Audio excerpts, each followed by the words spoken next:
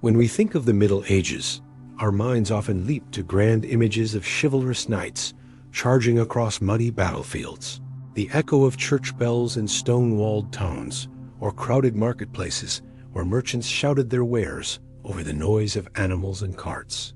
We might imagine the pungent aroma of roasted meat drifting from a tavern, or the clang of a blacksmith's hammer shaping red-hot iron. But hidden within that vivid picture is something far less glamorous, and far more surprising: the quiet presence of jars, pots, and barrels filled with urine.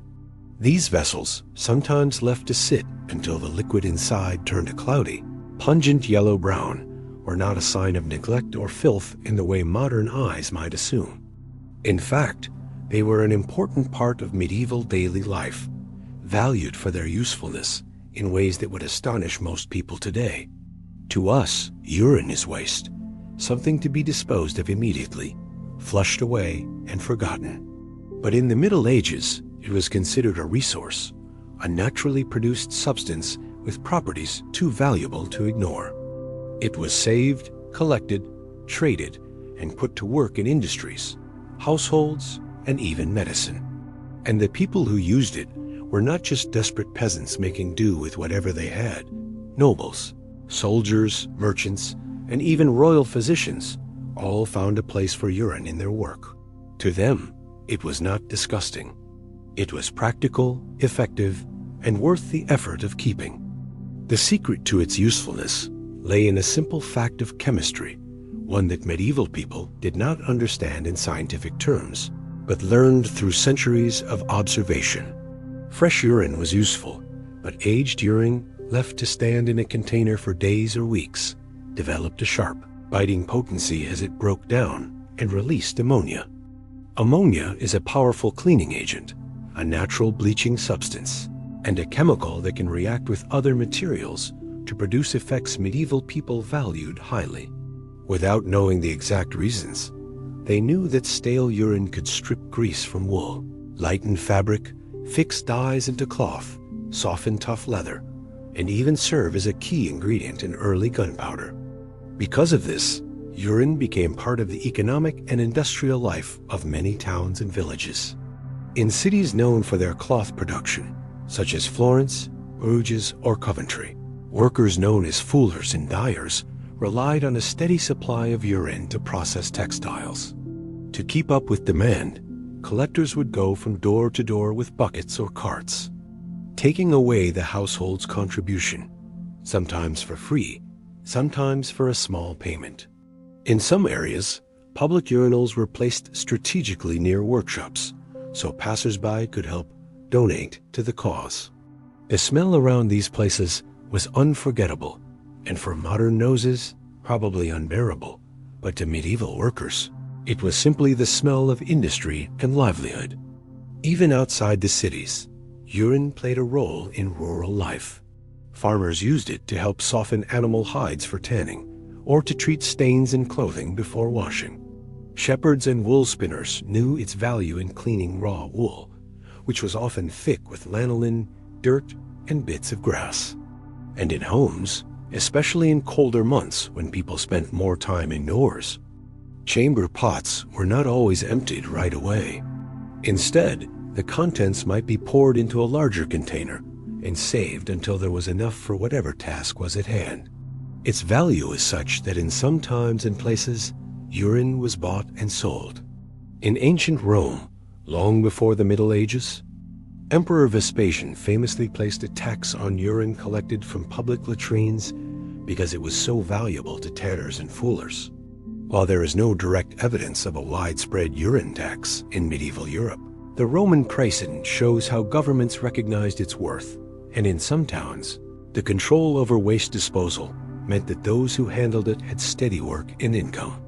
Urine's reach extended into the medical world as well. While later parts of this series will explore its use in diagnosis and treatment, it is worth noting here that urine was considered a mirror of the body's health. Doctors, apothecaries, and even traveling healers would request a sample from patients and examine its color, smell, and even taste, a practice that might seem shocking now, but was rooted in the belief that bodily fluids revealed the state of the humors, the key elements in medieval medical theory. Thus, urine was not just a household tool. It was a respected medical specimen. To modern minds, the idea of urine being a treasured part of daily life may seem bizarre or even revolting. But for medieval people, there was no shame in its collection or use. They lived in a world where every resource was precious, and nothing that could serve a purpose was wasted. In a time before chemical factories and supermarkets, nature, including the human body, provided the raw materials for survival. The logic was simple. If something could clean a garment, treat leather, set a dye, or aid a doctor in diagnosing illness, it was worth saving. Over the course of this series, we will uncover the many roles that this unlikely liquid played in shaping the medieval world.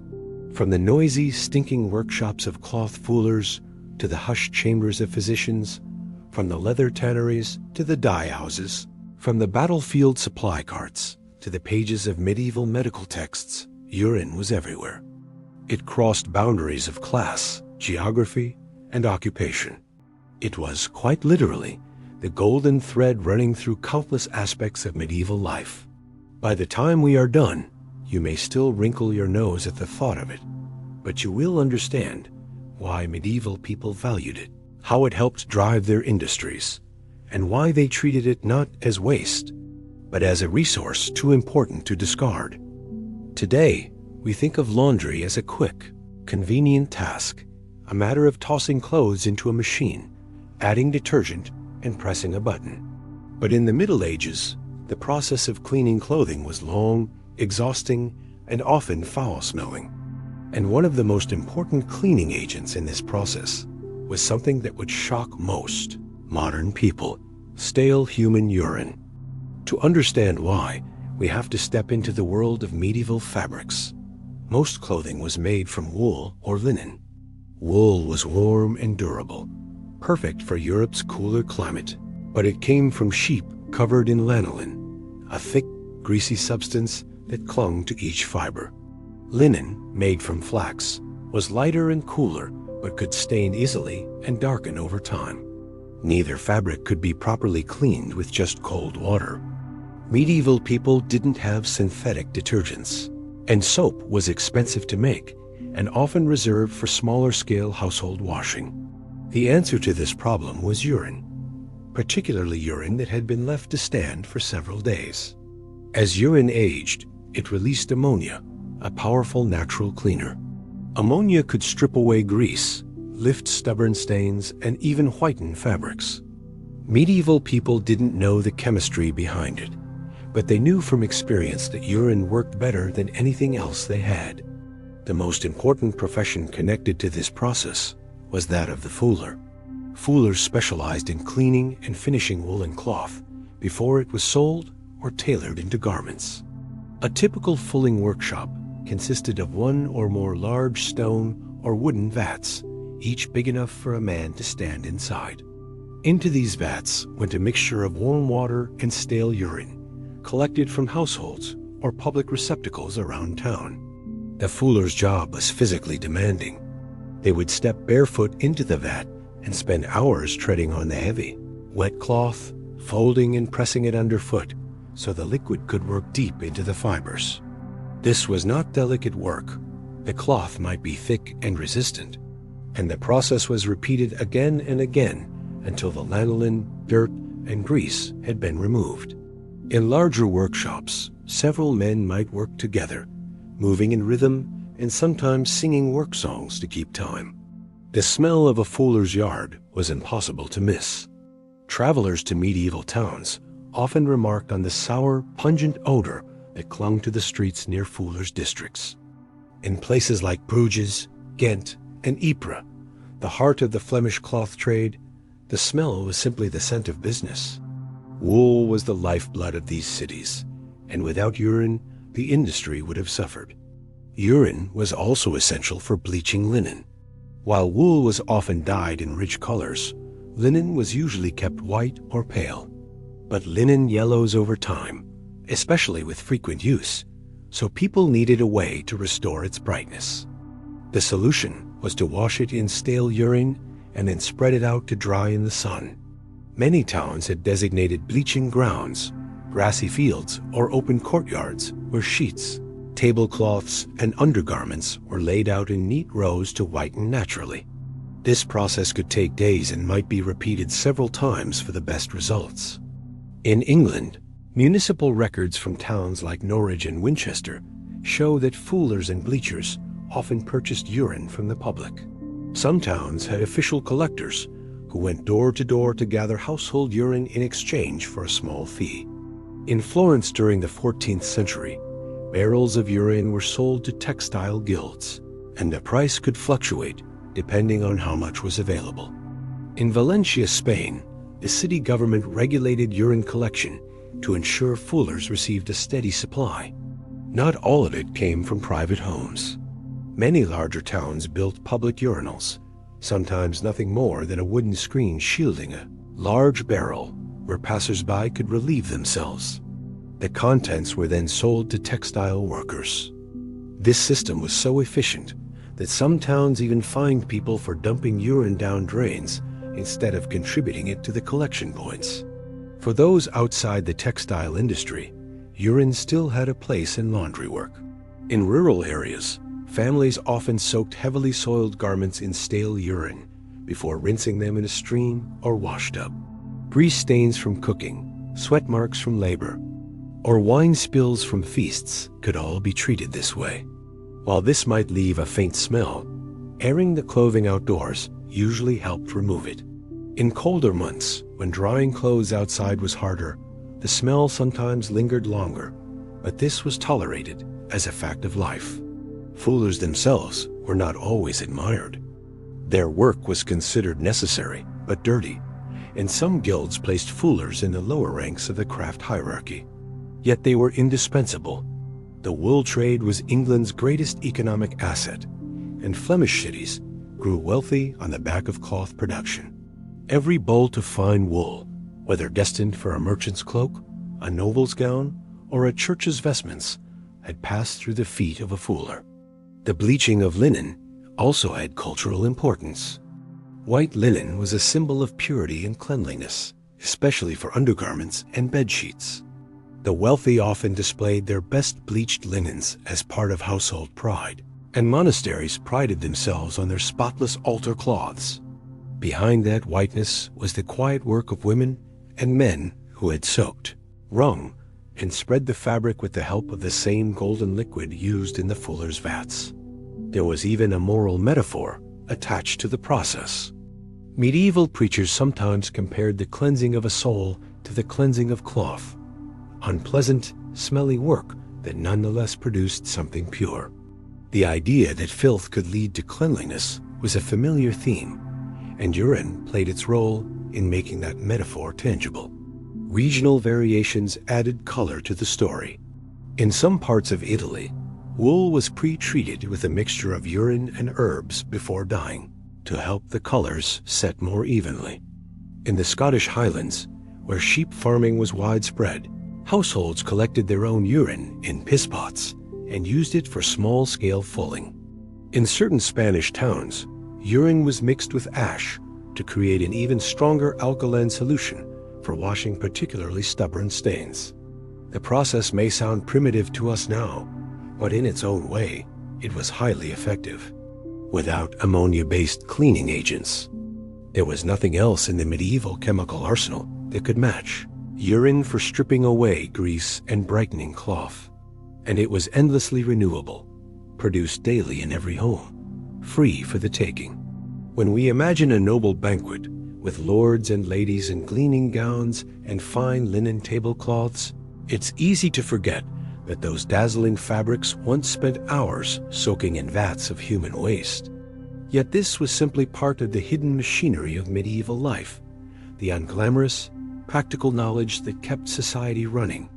Without urine, the medieval wardrobe, from the humblest tunic to the grandest robe, would have looked and felt very different.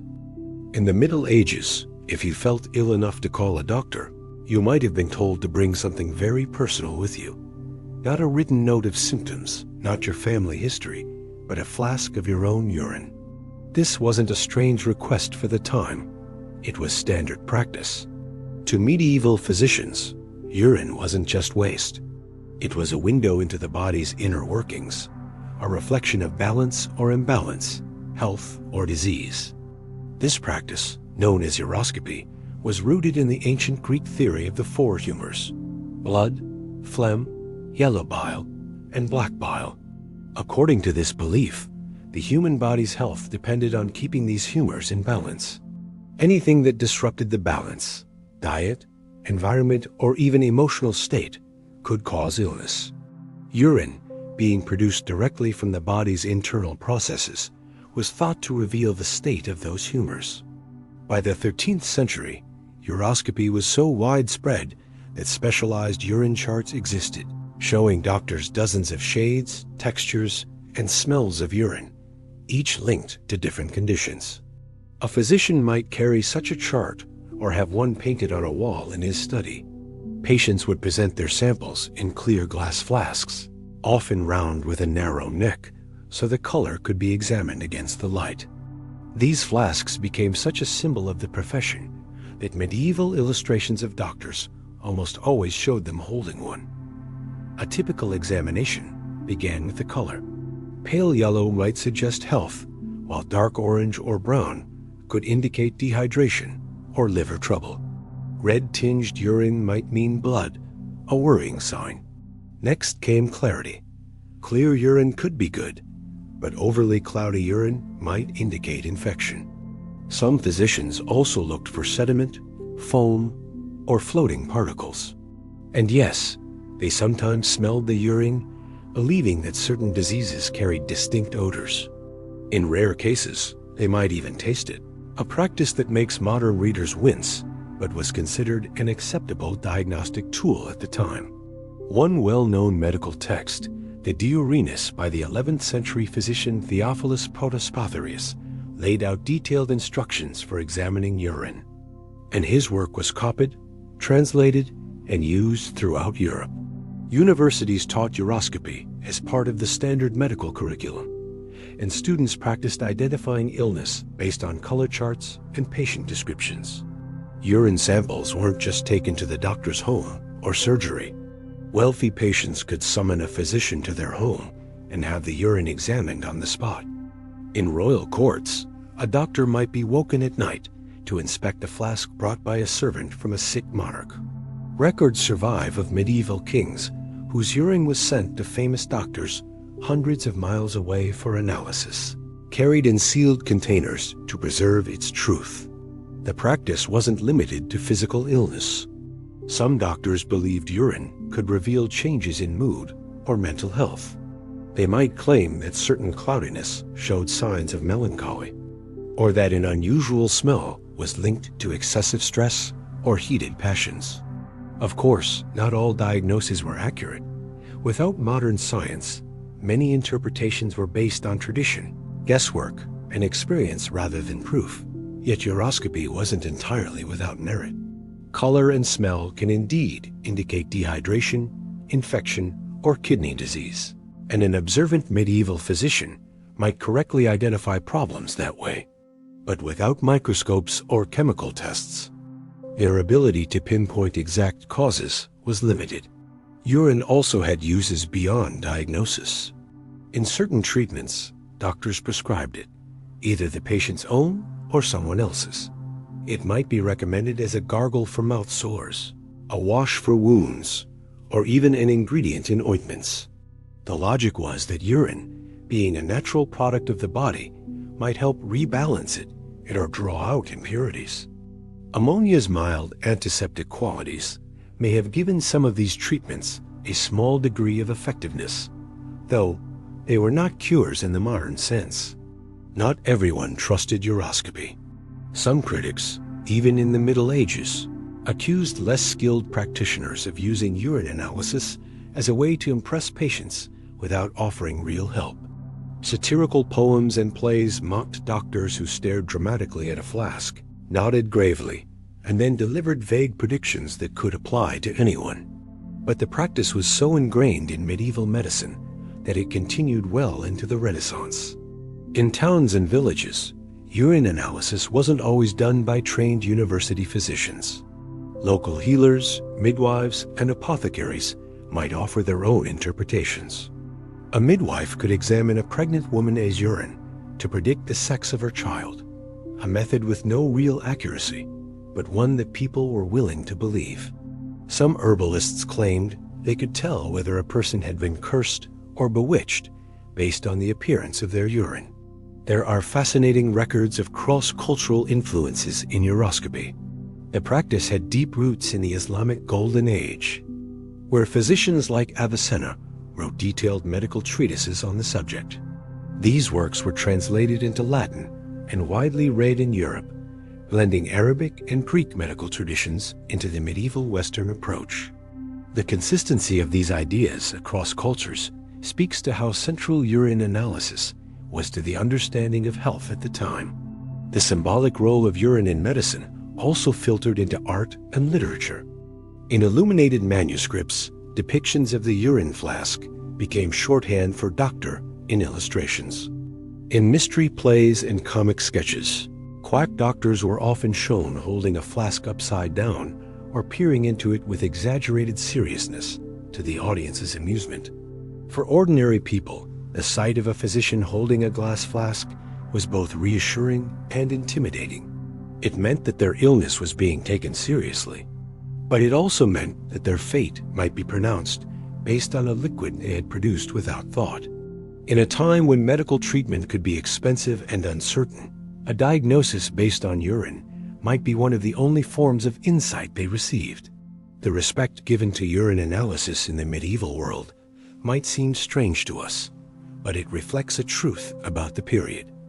People used what they had, without blood tests, x-rays, or stethoscopes. Doctors relied on the senses, sight, smell, taste, and touch to guide them. Urine was accessible, abundant, and connected in people's minds to the state of the body's inner health. By the late Middle Ages, uroscopy's role began to shift. More emphasis was placed on anatomy and direct observation of the body, but urine flasks remained a common diagnostic tool well into the 17th century. Even today, modern medicine still tests urine for many of the same signs medieval doctors looked for, though thankfully without relying on smell and taste alone. In the medieval mindset, nothing produced by the body was without meaning, and in the hands of a skilled physician, a simple flask of urine could tell a story of health, sickness, or recovery. It was, in its own way, a mirror of the self, one that people believed could reveal truths hidden beneath the skin. When we think about the industries that kept the medieval world running, we might picture blacksmiths hammering iron, masons carving stone, or carpenters shaping timber. But behind the scenes, another crucial ingredient was hard at work, one that never appears in romantic paintings of bustling markets or castle courtyards. That ingredient was urine. While it may seem out of place among hammers, dyes, and tanning pits, this humble liquid was a silent partner in several major industries. From preparing leather to setting colors and fabric. Let's begin with leather tanning, one of the most important trades in the medieval economy. Leather was everywhere in daily life. Shoes, belts, saddles, armor, bookbindings, pouches, and harnesses all relied on animal hides that had been transformed from raw, rotting skins into durable, usable material. The tanning process was long, smelly, and labor-intensive. When an animal hide arrived at the tannery, it was still covered in remnants of flesh, fat, and hair. Before it could be worked into leather, these unwanted layers had to be removed, and the stiff hide had to be softened. One of the first steps was soaking the hides in vats of water mixed with stale urine. The ammonia in the urine helped to loosen the hair and break down residual fat. Workers would stir the hides or tread them underfoot, ensuring the liquid reached every part of the skin. This was followed by scudding, where the softened hair and flesh were scraped off with knives. Without the urine bath, this step would have been far more difficult and time-consuming. The hides might then be soaked in other solutions, sometimes lime water, sometimes a mix of bark and tannins, but urine had already done its key job, preparing the skin for transformation. Tanneries were notorious for their smell. Historical records from cities like York, Paris, and Venice mention that tanners were often forced to work on the outskirts of town, not only because of the strong odor, but because their work generated large amounts of waste. Yet no matter how unpleasant the process seemed, the demand for leather never slowed. From a knight's armored gloves to a merchant's sturdy travel boots, countless items began life in a vat of urine. Urine also played a surprising role in textile dyeing. Just as it could strip grease from wool in fulling, it could also help fibers absorb color more evenly. In dyeing, one of the key steps is mordanting, treating the fabric so it will hold onto the dye. In many medieval recipes, especially for plant-based dyes, stale urine was part of the mordant bath. For example, if you wanted a rich red from madder root, the wool might first be soaked in a warm solution of stale urine and alum before being placed in the dye pot. The ammonia opened up the fibers, allowing them to take in the color more deeply. This could mean the difference between a dull, uneven tone and a brilliant, long-lasting shade. In Scotland, the famous Harris tweed industry, which has roots in older medieval practices, traditionally used stale human urine, called crottle, as part of the dyeing process for earthy browns and yellows. In Iceland, urine was used to help set indigo-like blues derived from the plant woad. In both cases, the chemical reaction between the ammonia in the urine and the plant pigments made the colors more vivid. This wasn't only about beauty. Dyes were expensive, and fabric represented a significant investment. Anything that made the color last longer increased the value of the finished garment. In wealthy households, ladies' gowns, servants' livery, and even banners and tapestries might have all been treated with urine at some point before reaching their final form. Outside of tanning and dyeing, urine found uses in more specialized trades. One example was metalworking, especially in the preparation of certain tools. Blacksmiths sometimes used urine to quench hot metal, not because it was magical, but because its chemical makeup produced different cooling effects than plain water. The ammonia and salts could influence the hardness of the steel, though this was more art than science in the medieval workshop. Urine was also used in whitening cloth for embroidery. Fine linens used for church vestments or noble garments were sometimes soaked in urine before being bleached in the sun.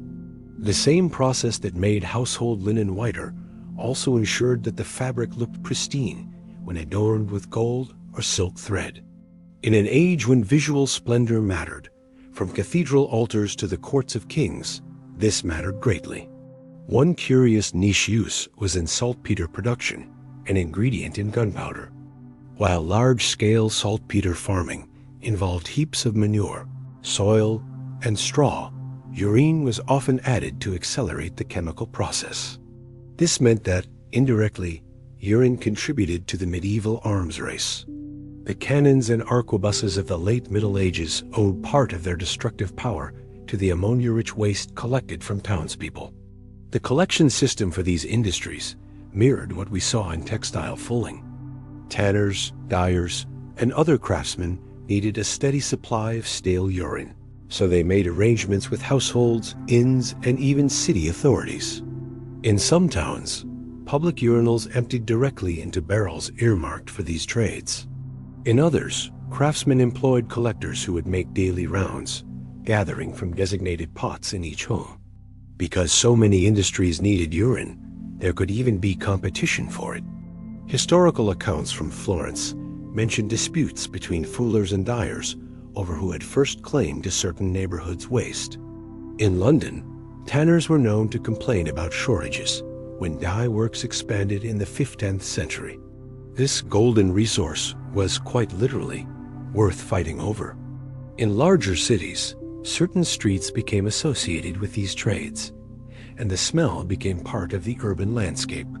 In medieval Paris, the Rue de la Tannerie and nearby dyers' workshops were infamous for their stench.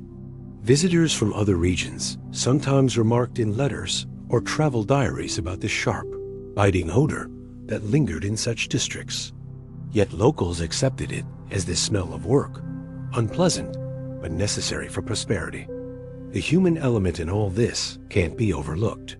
The workers who waded into tanning pits or stirred steaming dye baths lived with these smells clinging to their skin and clothes. Many came from families who had worked the same trades for generations. They were skilled in ways that modern workers might find surprising, able to judge the readiness of a hide by touch, or the progress of a dye by subtle changes in shade. And they did it all with tools and methods that relied, in part, on the chemistry of human waste. Urine's role in these industries reminds us that medieval manufacturing was a balance between natural resources and human ingenuity.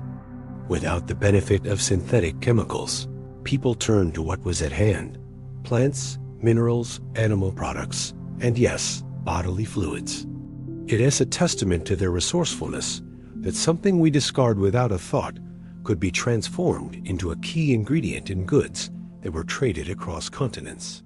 When a knight rode into battle wearing leather armor, when a noblewoman stepped into a gown dyed in brilliant hues, or when a merchant signed a deal in a book bound in supple hide, they were all, in some small way, connected to the quiet, unglamorous labor of urine-based industries.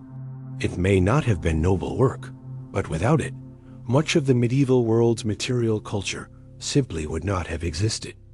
When most people imagine medieval warfare, they think of clashing swords, armored knights, roaring siege engines, and the thunder of hooves. What they almost never picture is the quiet role played by a far less glamorous material, human urine. And yet, behind the scenes, the same golden liquid that bleached cloth softened wool.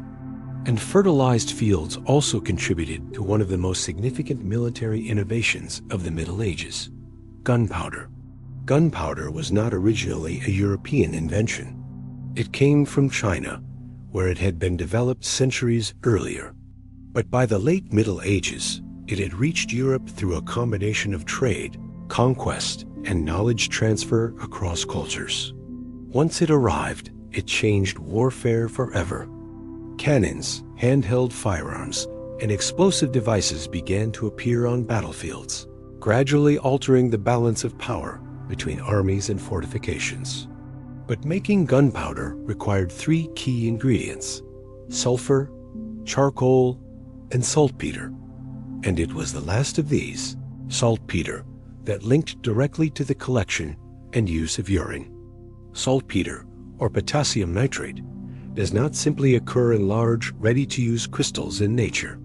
It has to be processed and refined, and in medieval Europe, one of the main ways to obtain it was to harvest it from soil enriched with nitrogen-rich substances like manure and, importantly, urine. Nitraries, as the places for saltpeter production were called, often looked like little more than fenced-off patches of earth or stone sheds, where soil was deliberately soaked with organic waste and left to age.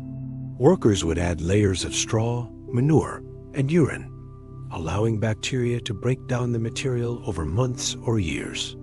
The nitrogen in the urine combined with minerals in the soil, eventually producing saltpeter crystals that could be leached out with water and purified. Urine was especially valued in this process because of its high nitrogen content. It sped up the chemical transformation, and unlike solid waste, it soaked evenly into the material. For this reason, saltpeter producers actively sought it out. In some towns, there were official orders for citizens to save and donate their urine, much as people today might be asked to contribute to a community recycling program. Public urinals were sometimes built with channels leading directly to saltpeter works. In certain cases, collectors would even go door to door to gather the household supply, carrying heavy, sloshing buckets back to the nitrary. The demand for saltpeter grew sharply in periods of war. A castle under threat or a king preparing for a campaign needed a steady supply of gunpowder, and that meant more urine was required. This urgency could lead to unusual measures.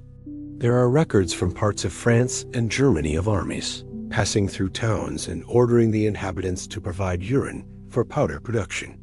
In England, saltpeter men, officials tasked with collecting materials, had the legal right to dig up floors of stables, or even private houses if they believed the soil beneath was rich in nitrate from years of absorbing animal and human waste.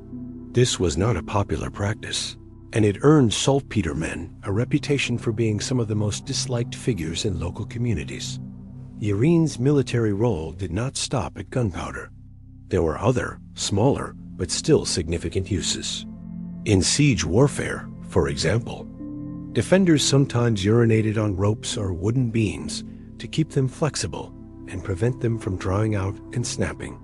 Urine could also be used in certain incendiary mixtures, crude versions of chemical weapons that relied on flammable or caustic substances. In some cases, buckets of urine were poured over hot metal to cool it quickly, producing clouds of ammonia-rich steam that could be choking or disorienting to anyone nearby. It is also worth noting that urine was used as a preservative for animal hides that were turned into armor or equipment straps. In military supply trains, keeping materials from rotting before they reached the battlefield was essential, and soaking hides in urine slowed decay and prepared them for tanning. This meant that even long before the moment when a cannon was fired, urine had played a quiet role in keeping the army's gear intact. One of the more curious aspects of urine in warfare was its connection to early explosives beyond gunpowder. Recipes for medieval fire-based weapons sometimes included aged urine as a binding or stabilizing ingredient. In these cases, it wasn't the ammonia, but the salts in the urine that helped the mixture hold together or burn more evenly. While these concoctions were rare compared to standard gunpowder, they show that urine's military utility was not limited to one process alone. To modern sensibilities, the idea that the outcome of battles might depend partly on barrels of stale urine collected from townsfolk is almost absurd. Yet in the resource-driven economy of the Middle Ages, where every usable substance was pressed into service, it made perfect sense. There were no synthetic chemicals to replace natural sources of nitrates, and so the waste of humans and animals was transformed into a strategic resource. There is a strange irony in the thought that the same liquid a medieval farmer poured on his garden might also be helping to bring down the walls of a distant fortress. This duality, domestic and destructive, humble and powerful, is part of what makes the story of urine in the Middle Ages so fascinating. It was a material that flowed through every layer of society, from the dye vats of cloth makers to the powder rooms of kings. By the later Middle Ages, saltpeter production had become more organized, with dedicated works in many regions. Even so, the reliance on urine persisted well into the early modern period. Only with the development of industrial chemical processes in the 19th century did the link between human waste and explosives finally fade away. Until then, it remained an invisible but vital part of the machinery of war. For medieval people, this was simply practical. They lived in a world where the boundaries between clean and unclean, valuable and worthless, were far more fluid than ours. If something worked, it was used, no matter its origin. And so, in the shadow of castle walls and on the muddy fields of battle, the legacy of this unlikely resource endured, a reminder that history is often shaped not just by grand events and famous figures, but by the quiet, unglamorous materials that made those events possible. In the medieval world, medicine was as much about observation and interpretation as it was about treatment, and one of the most important tools in a physician's diagnostic arsenal was something every patient could provide: a sample of their urine. This practice, known as uroscopy, was rooted in ancient Greek and Roman medical traditions, passed down through the writings of figures like Hippocrates and Galen, and refined by Arabic scholars such as Avicenna, whose works were translated into Latin and became standard references in European medical schools. By the Middle Ages, uroscopy had evolved into an elaborate art, and for centuries, it was taken as seriously as any modern lab test. When a patient fell ill, the local healer or physician would often begin the examination not by feeling the pulse or inspecting a wound, but by requesting a flask of urine. This was no casual glance. The liquid was poured into a special glass vessel, often clear and rounded at the bottom with a narrow neck, called a matula. The doctor would hold it up to the light, tilting it slowly, studying its color, clarity, sediment, and even the way it clung to the sides of the glass. Each variation was thought to correspond to a specific imbalance of the body as four humors: blood, phlegm, yellow bile, and black bile, a theory inherited from antiquity and deeply ingrained in medieval medical thought. The colors themselves formed a kind of diagnostic rainbow. Pale urine might indicate a cold and wet condition, associated with an excess of phlegm, while deep yellow suggested heat and dryness, perhaps pointing to too much bile. Reddish tones could signal fevers or imbalances in the blood, and greenish or blackish shades were taken as ominous signs of severe disease. Cloudiness or sediment in the urine was also significant. Tiny floating particles might be interpreted as the body expelling illness, while heavy sediment could be a warning of a lingering or worsening condition. Odor was another key factor.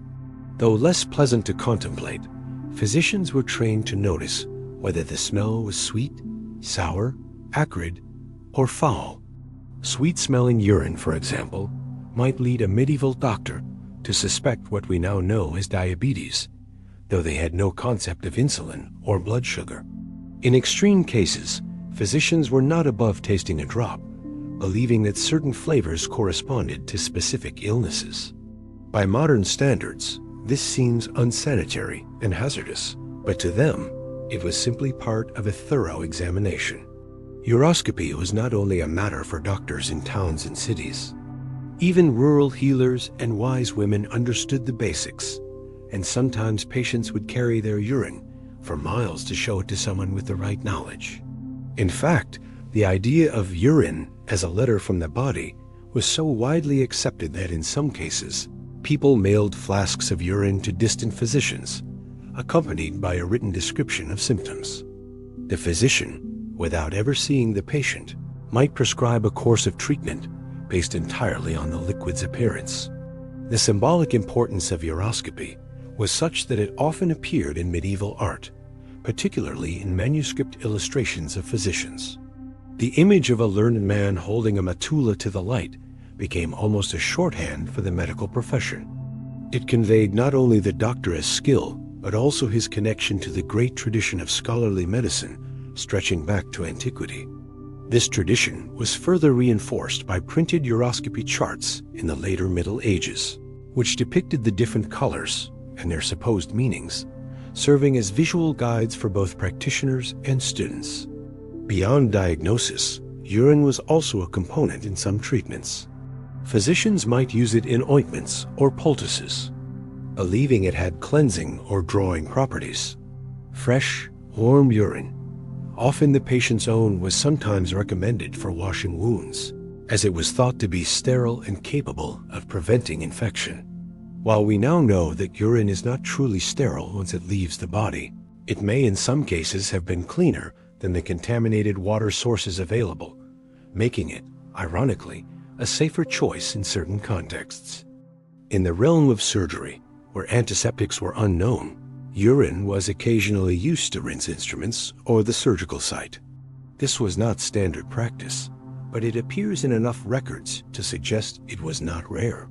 For minor ailments, such as earaches, some folk remedies involved dripping a few drops of urine into the ear, based on the belief that it would help dissolve blockages or kill pests like earworms, which were part of medieval folk pathology.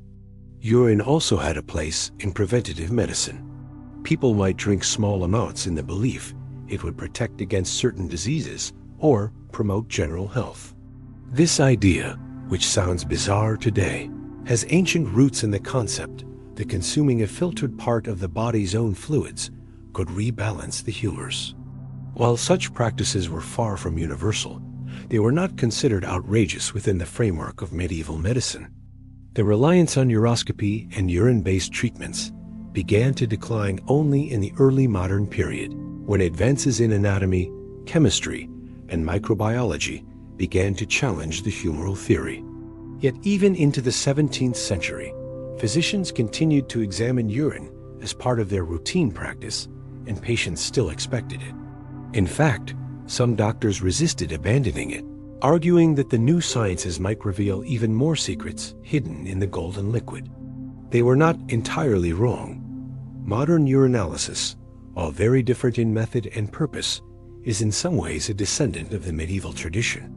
We still look at color, clarity, and composition to diagnose illness, though now with microscopes and chemical tests instead of holding a flask to the sunlight. What makes the medieval use of urine in medicine so fascinating is not just the sheer variety of beliefs and practices, but also the cultural acceptance of it. There was no embarrassment in discussing urine with a physician, no hesitation in handing over a sample. It was simply understood as part of the body's story, a message to be read by those with the training to interpret it.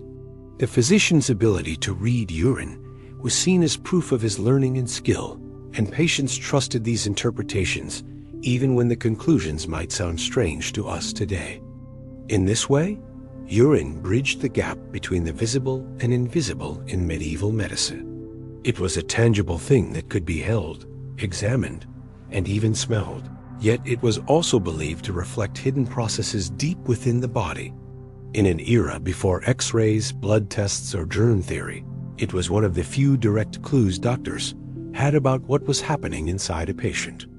And for hundreds of years, this humble fluid played a central role in the art and science of healing, a role so ingrained that it shaped not only medical practice, but also the image of the healer in the medieval imagination.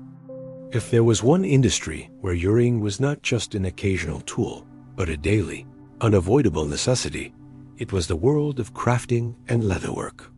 The transformation of raw animal hides into supple, durable leather was one of the most essential processes in the medieval economy. Shoes, belts, armor straps, saddles, gloves, and countless other items depended on it. And at the center of that transformation, quietly but unmistakably, was the sharp, ammoniac tang of human urine. The tanning process was as old as civilization itself, but in the Middle Ages, it was an especially crucial trade. Leatherworkers, or tanners, operated on the edge of towns for a reason. The smell was overpowering. They began with hides fresh from the slaughterhouse, stiff with dried blood, fat, and flesh.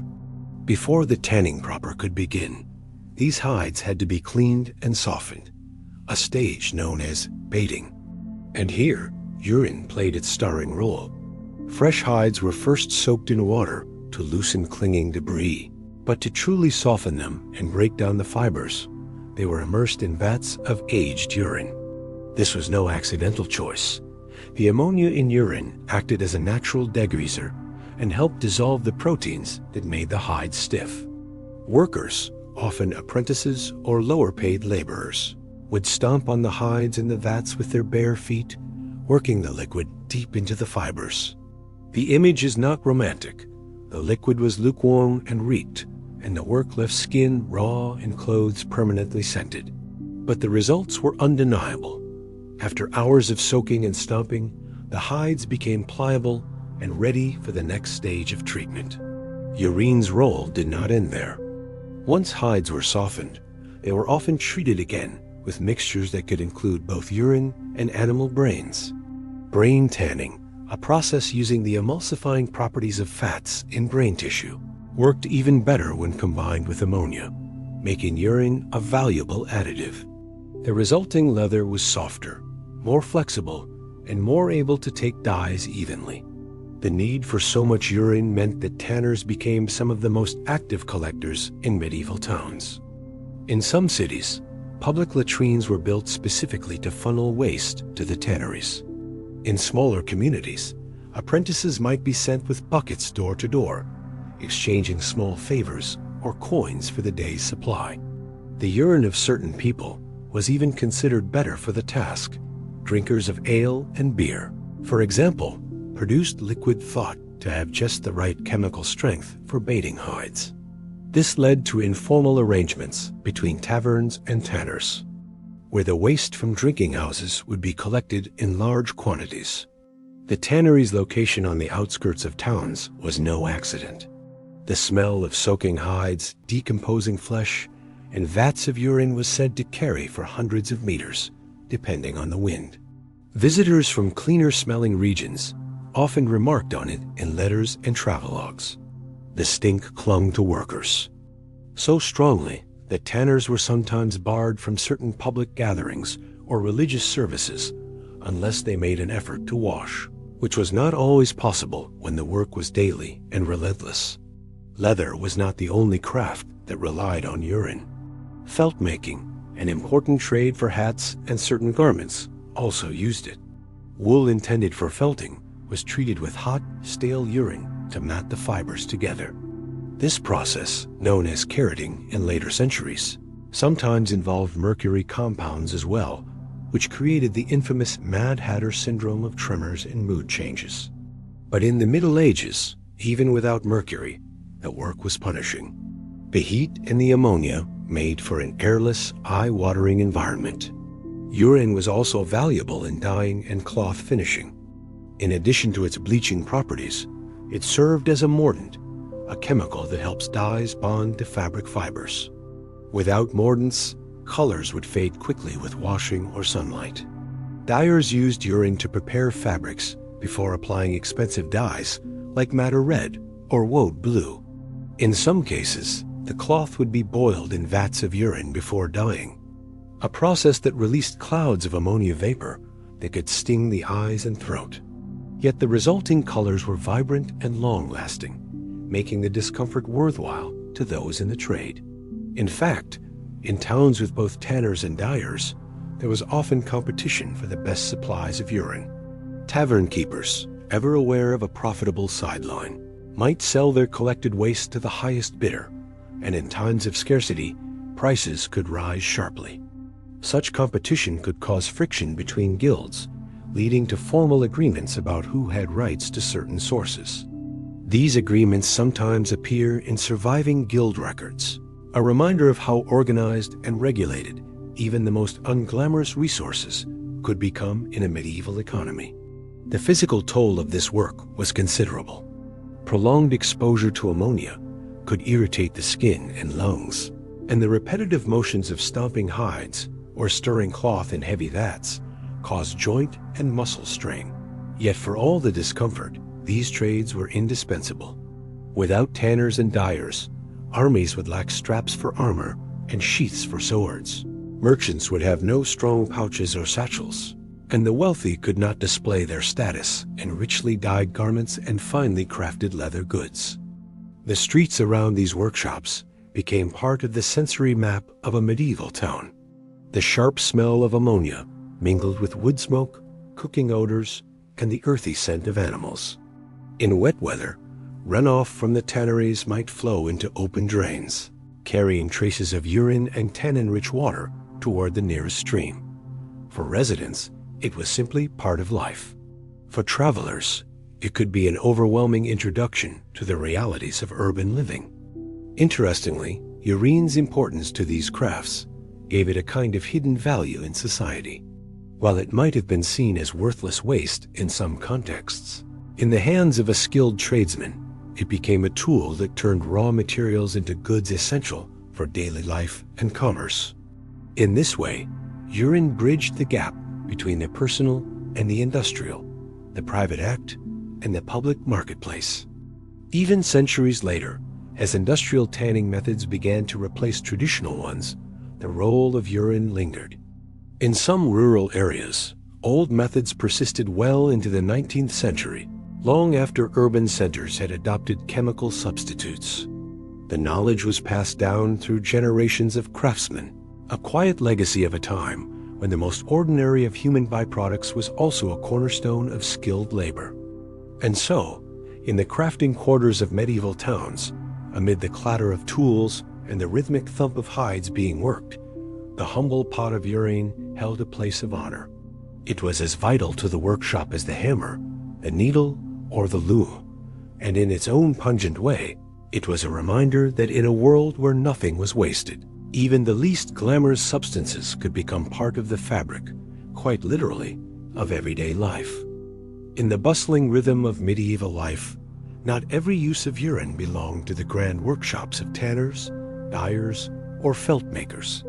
For all the noise and smell of the craftsman's quarter, there was an equally important role for this humble fluid within the home itself. From the poorest cottages to the households of wealthy merchants, urine was collected, stored, and put to work in countless small but vital ways. The first and most obvious domestic use was in washing and whitening clothes and linens. In an age before detergent, soap was a costly product for many families, and not always easy to find. Even when soap was available, it was often made from animal fat and wood ash, giving it a greasy feel and a smoky scent. Urine, on the other hand, was free, endlessly renewable, and surprisingly effective as a cleaning agent. The ammonia it contained could break down grease, remove stains, and lift dirt from cloth fibers. Laundresses, women who made their living washing other people's clothes, would collect urine from multiple households, pouring it into large wooden tubs or stone basins. The soiled garments would be submerged in this liquid and stomped upon with bare feet, much like the way grapes are crushed for wine. The motion forced the ammonia deep into the fabric, loosening grime. After soaking and treading, the clothes would be rinsed in clean water, beaten against flat stones to remove any lingering filth, and hung out in the sun to dry. In wealthier homes, servants performed this task, often under strict instructions to achieve the brightest whites possible for the household's tablecloths, napkins, and bed linens. Whiteness was not just a matter of cleanliness. It was a status symbol. Bright, unstained linen spoke of wealth and leisure. Only those who could afford frequent washing and skilled labor could maintain it. As such, urine washing played a quiet but important role in signaling a family's place in society. The contrast between a peasant's yellowed tunic and a noble's crisp white undergarment was not just about fabric quality, but about access to the means of cleaning it. Urine also served as a kind of primitive bleach. If fabrics needed to be lightened before dyeing, they might be soaked in aged urine to strip away natural oils and colors. In this way, even domestic textile production, spinning, weaving, and dyeing within the home could make use of the household chamber pot. Beyond laundry, urine found its way into various cleaning and maintenance tasks. It could be used to scrub wooden floors or wash down walls, especially in kitchens or dairies where grease and food stains were common. The strong smell of fresh urine might be unpleasant at first, but once it dried and was rinsed away, it left behind a surface cleaner than before. In some rural areas, urine was used in preserving food. Certain recipes for curing leather bottles or waterproofing containers involved brushing them with urine before applying wax or pitch. In parts of northern Europe, fishermen soaked nets in urine to make them more pliable and resistant to rot, a practice that kept them from stiffening after repeated exposure to salt water. There are also scattered references to urine in pest control. The smell, sharp and acrid, was believed to deter some animals and insects. Farmers might sprinkle urine around grain stores to keep rodents away, or wash out stable troughs with it to discourage pests. While modern science might question the effectiveness of some of these methods, the belief in urine's protective properties was strong enough to pass from generation to generation. In the realm of personal grooming, urine was sometimes used as a hair treatment. Certain medieval beauty recipes, particularly those aimed at bleaching or lightening hair, called for washing the hair in a solution of urine and herbs, then sitting in the sun to dry. The ammonia acted as a bleaching agent, and while the results may not have been as dramatic as modern hair dyes, they were enough to create a noticeable change.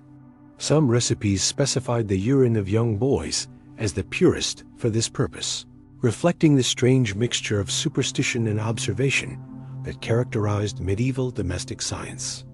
Urine also played a role in making and maintaining clothing beyond just washing it. In some households, it was used in the process of fulling homemade woolen cloth, a step that made fabric denser and warmer. Before professional fullers and their large mills became widespread, women might fill a tub with urine, soak lengths of homespun wool in it, and tread on the cloth until it shrank and thickened. This not only improved the fabric's insulating properties, but also made it more resistant to wear.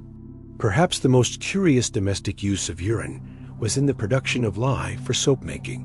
While urine itself could clean, it could also be boiled with wood ash to produce a stronger alkaline solution, essentially homemade lye. This was then combined with fat to create soap. For families who could not afford to buy soap from a market, this process offered a way to make it at home, though it required patience, firewood, and a tolerance for unpleasant smells. The resulting soap was coarse and dark, but it was a step up from washing with plain water. In wealthier homes, where servants handled much of the cleaning and crafting, urine collection was still part of the daily routine. Chamber pots were emptied into larger storage vessels, often kept in courtyards or back rooms until the contents had aged to the desired strength. The management of these stores was part of the household economy, and careful attention was paid to ensuring there was enough for upcoming wash days or other needs. In some cases, surplus urine might even be sold to local tradesmen, turning waste into a small source of income. The smell, of course, was a constant challenge. In summer, the heat could intensify the odor of stored urine, leading to efforts to keep it covered or to store it in shaded areas. In winter, freezing could delay its use, forcing households to plan ahead. Yet these inconveniences were outweighed by the usefulness of the liquid, and few questioned its place in the home. What is striking is how normalized all of this was in medieval life. Modern sensibilities recoil at the idea of keeping vats of urine in the kitchen or yard, but for people of the time, it was no more remarkable than storing firewood or keeping chickens. The idea of waste was different. If something could serve a purpose, it was not waste at all. Urine was part of a cycle in which every resource, no matter how humble, had its place. And so, in the quiet routines of medieval households, from the grandest hall to the smallest cottage, the chamber pot was more than a convenience. It was a tool of economy, hygiene, and craft. Every morning, when servants or family members emptied it into the larger store, they were not just disposing of bodily waste. They were preparing one of the most versatile raw materials of their age. By the late Middle Ages and into the early modern period, the golden age of urine as an everyday tool began to wane. The change was not sudden. For centuries, it remained part of daily life, a staple in workshops, households, and medical practice. But slowly, other technologies, changing attitudes, and new materials began to push it aside. What had once been a valued resource became, gradually, something to be discarded. One of the biggest factors in urine's decline was the rise of more specialized chemical knowledge. As alchemy gave way to early chemistry, craftsmen learned how to extract and produce ammonia and other useful compounds without relying on human waste. Soap making advanced, shifting from home production to commercial manufacturing that used more consistent ingredients. Textile dyeing and bleaching found substitutes in plant-based or mineral chemicals that could be shipped and stored without the strong smell. In leather tanning, new processes reduced the need for natural ammonia, though in many rural areas, traditional methods persisted for generations. Urban sanitation also began to change the way people thought about waste. In the medieval city, streets were full of smells, from animals, cooking, smoke, and people themselves. But as towns grew larger and denser, the accumulation of waste became harder to ignore. Municipal authorities began introducing regulations about where waste could be dumped, how tanneries could operate, and how workshops disposed of their byproducts. Public health theories, even before germ theory was understood, linked foul smells to illness, and urine's odor made it a prime target for removal. This was also a period when the wealthy began to distance themselves from any association with bodily waste. In the Middle Ages, even nobles had accepted urine's usefulness, especially when filtered through the hands of servants. But by the Renaissance, with its ideals of refinement and elegance, such associations were quietly erased from polite conversation. What was once common knowledge, that silk's brilliance might be set with a soak in human urine, or that a spotless tablecloth owed its whiteness to it, became something unmentioned in courtly circles. Yet even as it faded from respectable life, urine remained essential in certain corners. Gunpowder production, for instance, still relied on nitrate, which could be obtained from decomposed waste. During times of war, governments sometimes called on citizens to save their urine for this purpose, reviving old habits in the name of national defense. The practice continued into the early modern era, and even into the 18th century in some places, especially in rural communities. In medicine, too, the diagnostic use of urine persisted long after other applications had been replaced. Physicians continued to examine color, smell, and sediment as part of their consultations. And books of uroscopy, the interpretation of urine, were still being printed well into the 17th century. Only with the rise of more sophisticated medical tests did the chamber pot lose its place in the doctor's toolkit. Today, the idea of urine as a household staple seems strange, even grotesque, to most people. Modern plumbing removes it from sight almost instantly, and synthetic chemicals have replaced every practical function it once served. But understanding its role in medieval life offers a powerful reminder of how resourceful people can be when necessity demands it. In a world without factories, supermarkets, or mass production, nothing was wasted if it could serve a purpose. It also sheds light on the lived reality of medieval people. The Middle Ages were not just a time of knights and battles, but of constant labor, ingenuity, and adaptation. To survive, people used every resource available, whether it came from the field, the forest, or their own bodies. This attitude, that value can be found in the most unlikely places, shaped their entire world. There is a kind of humility in this approach, and perhaps even a lesson for the modern age. In our world of abundance and disposability, we might see urine as the ultimate example of waste. For medieval people, it was proof that nothing was truly useless. Every drop could be turned to advantage, whether to clean, to craft, to heal, or to protect. And so, as we look back on this chapter of history, the story of urine is more than a curiosity. It is a window into a society where survival depended on making the most of everything, where skill and necessity turned the lowly substances into essential tools. It is a reminder that history is not only written in grand events, but in the quiet, practical decisions of everyday life, in the way a laundress saved her chamber pot for wash day, or a tanner valued the deliveries from a nearby cavern, or a doctor peered into a flask and claimed to see the secrets of the body. The medieval world was full of contradictions: grandeur and filth, faith and superstition, beauty and brutality. Urine's role in that world is a perfect example of these contradictions, an object of disgust, yet also of necessity and value. Its decline was not just a change in technology, but a shift in how people thought about themselves, their bodies, and their relationship to the things they produced. When the last vats were emptied, when chamber pots no longer fed the dye house or the tannery, something else disappeared too, a way of thinking in which the boundaries between waste and resource were far more fluid than they are today. What replaced it was a more distant, more hidden relationship with the substances of life, one in which usefulness was measured by convenience rather than by creativity. And perhaps, in some small way, that is why the story of medieval urine still fascinates us. It is strange and alien, yet it speaks to a kind of human ingenuity that transcends time. It reminds us that the past was not just dirty or primitive, but full of clever solutions to the challenges of its age.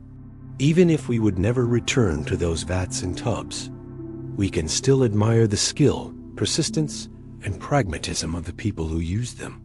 The medieval chamber pot may be long gone from the center of household life, but its story, pungent, practical, and unexpectedly rich in history, remains a vivid part of the tapestry of the Middle Ages.